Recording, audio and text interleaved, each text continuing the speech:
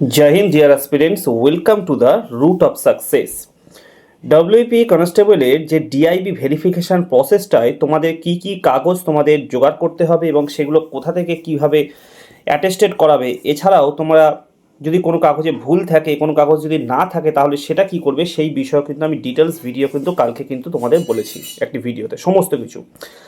এবং এটাও বলেছিলাম যে ভেরিফিকেশনের যে ফর্মটা তোমাদের লোকাল পিএস থেকে যেখানে তোমাদের ভেরিফিকেশন হবে সেখান থেকে কল করে যে ভেরিফিকেশন ফর্মটা দেওয়া হবে, সেই ভেরিফিকেশন ফর্মটা আমি দেখানোর চেষ্টা করব। কারণ আমি বলেছিলাম যে ভেরিফিকেশন ফর্ম নিয়ে তোমাদের প্রথম কাজ হবে বেশ কয়েক কপি প্রথমে জেরক্স করে নেওয়া, কারণ ফর্ম ফিল আপে যদি ভুল হয় তাহলে কিন্তু নতুন করে কিন্তু আর কোনো ফর্ম কিন্তু থানা থেকে তোমাদের দেওয়া হবে না। তা সেই আমার পুরনো একটা ফর্ম আমি বার করেছি, সেইটাই আজকে তোমাদের আমি দেখাচ্ছি, স্ক্রিনে আমি পুরোটা দেখাবো। সেইভাবে কিন্তু খুব সন্তর্পে কিন্তু ফর্মটা ফিল আপ করবে। কী কী ফর্ম ফিল আপ করতে হবে ডিটেলসে তোমরা আজকে এই ভিডিওতে দেখে নেবে। তাই অবশ্যই ভিডিওটিকে শেষ পর্যন্ত দেখো এবং চ্যানেল নতুন হলে অবশ্যই চ্যানেলটিকে সাবস্ক্রাইব করবে। ভেরিফিকেশান ফর্মটি তোমরা দেখতে পাচ্ছ, এই ভেরিফিকেশান ফর্মটি কিন্তু তোমাদের লোকাল যেখানে পিএস যেখানে তোমাদের ভেরিফিকেশান হবে সেখানে দেওয়া হবে। একেবারে ডান দিকে তোমরা দেখতে পাচ্ছ যে সেখানে দেখতে রয়েছে a passport size recent photograph is to be pasted here and should be then attested by a graduated. তোমাদের পাসপোর্ট সাইজ ছবি, যে ইন্টারভিউ ড্রেস পরেছো সেই ইন্টারভিউ ড্রেস পরেই ছবি তুলবে, সেটাকে এখানে অ্যাটেস্টেড করতে এখানে তোমরা আঠা দিয়ে আটকাবে এবং তার ওপর দিয়ে কিন্তু একজন সেই গ্রেজুয়েটেড অফিসার যাকে দিয়ে তোমরা সমস্ত ডকুমেন্টস তোমরা অ্যাটেস্টেড করাবে, সে এই ছবির ওপর দিয়ে কিন্তু সই করে কিন্তু তোমাদের ফর্মটি এই ভিআর ফর্মটি কিন্তু এইখানেও একবার অ্যাটেস্টেড করবেন। তারপরে এখানে তোমরা এবার দেখতে পাচ্ছ name in the full in with it allies, মানে এখানে তোমাদের নাম লিখতে হবে। প্রথমে সারনেম, তারপরে নিজের নাম। বাঁদিকে প্রথমে সারনেম, তারপরে ডান দিকে হচ্ছে নিজের নাম। পুরোটাই কিন্তু ব্লু কালি পেন দিয়ে কিন্তু লিখবে, কোনো জেল পেন কিন্তু ইউজ করবে না এবং কোনো রকম কিন্তু ব্ল্যাক কালি পেনও কিন্তু ইউজ করা যাবে না।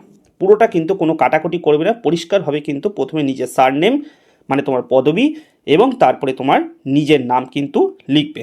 তারপরে হচ্ছে 2 নম্বরে the name of the post and the service applied for. তুমি যে পোস্টের জন্য তুমি অ্যাপ্লাইড করছো এখানে লিখবে ওয়েস্ট বেঙ্গল পুলিশ কনস্টেবল, কোনো ইয়ার লিখতে হবে না যে 2020 বা 2025। 3 নম্বরে হচ্ছে প্রেজেন্ট অ্যাড্রেস, তুমি এখন যেখানে বসবাস করো তার পুরো ঠিকানা, village, post office, police station, district, house number, পুরো একদম ডিটেলস তোমার যে প্রেজেন্ট অ্যাড্রেস তুমি যেখানে বসবাস করো বর্তমানে সেই জায়গার অ্যাড্রেসটাই কিন্তু লিখতে হবে। 4 নম্বরে হচ্ছে তোমার হোম অ্যাড্রেস অর্থাৎ পার্মানেন্ট, তোমার যেখানে বাড়ি। বেশিরভাগ ক্ষেত্রেই প্রেজেন্ট অ্যাড্রেস আর পার্মানেন্ট অ্যাড্রেস দুটোই সেম হয়, তাহলে তোমরা যেখানে প্রেজেন্ট অ্যাড্রেসের জায়গায় যে জিনিসটা লিখবে পার্মানেন্ট অ্যাড্রেসের ক্ষেত্রে কিন্তু একই লেখা কিন্তু লিখবে। আশা করছি তোমরা বুঝতে পারছো। ন্যাশনালিটি ইন্ডিয়ান, বি নাম্বার 4-এর বি। 4-এর সিতে হচ্ছে if originally resident of Pakistan Bangladesh, এটাই আশা করি তোমাদের কারণ নেই, তাই এখানে সবাই লিখবে এনএ মানে নট অ্যাপ্লিকেবল। 5 নম্বরে হচ্ছে particular place where you have been resident more than 1 year last 5 year, অর্থাৎ শেষ 5 বছরে তুমি যদি কোথাও থেকে থাকো এক দীর্ঘদিন সেটা লিখবে।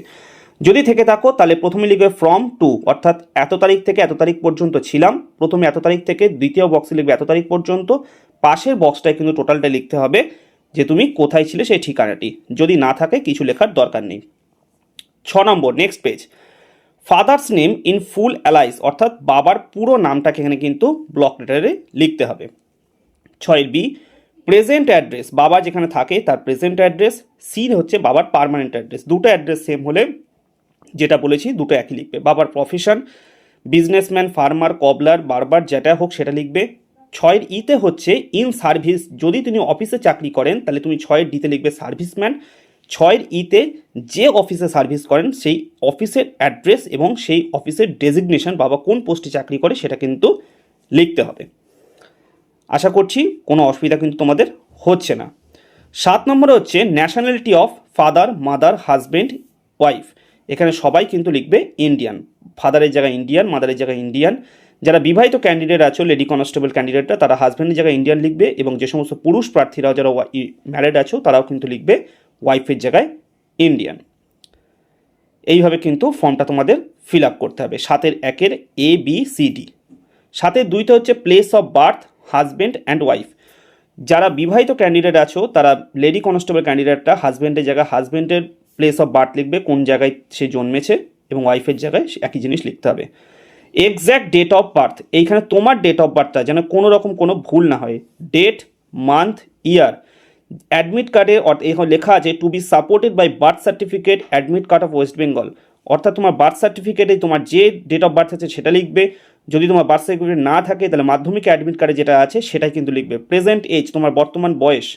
8 সিতে হচ্ছে age of matriculation or final examination, অর্থাৎ মাধ্যমিক দেওয়ার সময় তোমার এক্স্যাক্ট বয়স কত ছিল সেটা কিন্তু তোমাকে লিখতে হবে 8 সি নম্বর পয়েন্টে। 9 এতে আছে place of birth district and state in which it is situated, তুমি যে জায়গায় জন্মেছো তার ডিস্ট্রিক্ট এবং স্টেট লিখতে হবে। মনে করো তুমি উত্তর 24 পরগনা জেলায় যদি জন্মে থাকো তাহলে লিখবে district north 24 Pargana, state West Bengal. 9 B district and state to which you belong, তুমি যে জেলায় এখন বসবাস করো এবং যে রাজ্যে। তুমি যদি কলকাতায় বসবাস করো ডিস্ট্রিক্টের জায়গায় লিখবে কলকাতা, স্টেটের জায়গায় West Bengal. 10 a state your religion, তুমি যে রিলিজিয়ান হিন্দু মুসলিম খ্রিস্টান সেটা লিখতে হবে। 10 B are you member of schedule caste, তুমি যদি কাস্ট ক্যান্ডিডেট হও সে কাস্ট লিখবে SC ST OBC, যদি না হও যদি জেনারেল ক্যাটাগরি হও তাহলে ওখানে লিখবে NA অর্থাৎ not applicable. 10 C whether married or unmarried, তুমি যদি ম্যারিড হয়ে থাকো তাহলে সেখানে ম্যারিড লিখবে, আনম্যারিড হলে আনম্যারিড। 10 বিতে কিন্তু তোমাকে কিন্তু দেখো লেখা আছে copy of certificate to be attested, 10 বিতে কাস্ট সার্টিফিকেটের কপিটা কিন্তু দিতে হবে। 10 D distinguish mark of identification, তোমার শরীরের যে কোনো একটি চিহ্ন, কারোর ডান হাতে তিল থাকতে পারে, কারোর পেটে কাটা দাগ থাকতে পারে, কারোর চোখের ওপরে দাগ থাকতে পারে, সেটা কিন্তু লিখতে হবে তোমার যেটা আছে।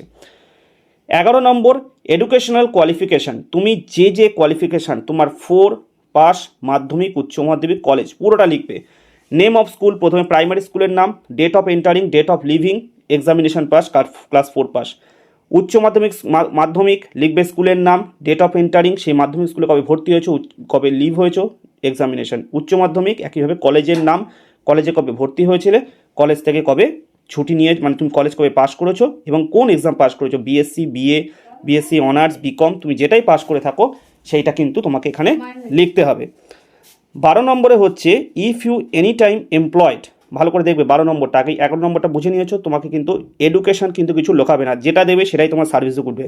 12 নম্বর হচ্ছে if you any time employed given details, তুমি যদি আগে কোনো পোস্টে কাজ করে থাকো সেটা সরকারি অথবা বেসরকারি। সরকারি যদি তুমি চাকরি করে সেটা লিখবে, পোস্ট ডেজিগনেশন কত তারিখ থেকে কত তারিখ পর্যন্ত এবং সেই অফিসের অ্যাড্রেস। বেসরকারি হলেও কিন্তু একইভাবে কিন্তু লিখতে হবে 12 নম্বর প্যারাটা। 13 নম্বরে দেখতে পাচ্ছ have you ever arrested or detained or convinced by law of court, তুমি যদি কোনো অ্যারেস্ট হয়ে থাকো বা কোনো কেসে যদি তুমি সাক্ষী হয়ে থাকো তাহলে সেখানে কিন্তু তার ডিটেলসটা লিখতে হবে, ইয়েস লিখবে, তারপরে পার্টিকুলার পুরো কেসের বিষয় লিখতে হবে। যদি না হয়, আশা করি কারণ নেই, যদি কারোর থাকে তাহলে লিখবে, যাদের নেই তাহলে লিখবে NA নট অ্যাপ্লিকেবল।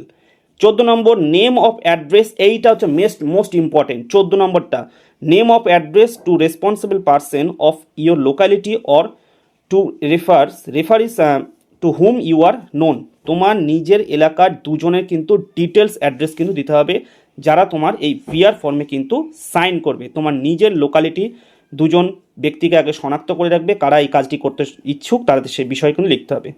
লাস্ট যেটা আছে এখানে তোমার কিছু নেই, certified that I know Shrimati Kumari, এখানে তুমি যে গ্রেজুয়েটেড অফিসারকে দিয়ে এখানে বিষয়টি তোমার পুরো ফিল আপ করাবে, এটা কিন্তু তার কাজ, সে এখানে তোমার নাম, তোমার বয়স, তোমার সমস্ত কিছু লিখবে এবং এখানে তিনি অ্যাটেস্টেড করবেন। তাহলে অ্যাটেস্টেড প্রথমে ছবির ওপরে, তারপরে এখানে, এছাড়াও তোমার ডিটেলস সমস্ত ডকুমেন্টস কিন্তু অ্যাটেস্টেড করবেন। এটা এই জায়গাটা কিন্তু হচ্ছে যে অফিসারকে দিয়ে তুমি করাবে, BDO SDO বা ইও সাহেব অথবা তোমার কলেজের প্রিন্সিপাল, যাকে দিয়ে করাবে এইটা।